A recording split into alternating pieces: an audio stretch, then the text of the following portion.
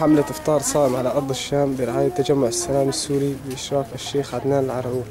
تجهيز وجبات الإفطار بريف حلب الغربي كل من بلدة تقاد وريف الأتارك.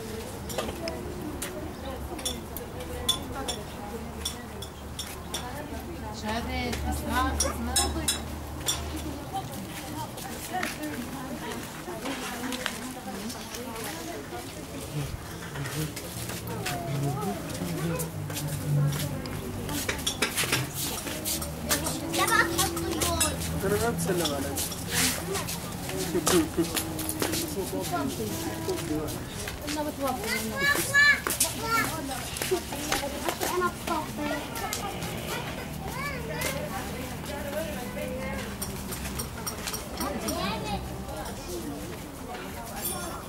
حملة إفطار صائم على أرض الشام برعاية تجمع السلام السوري بإشراف الشيخ عدنان العرعور.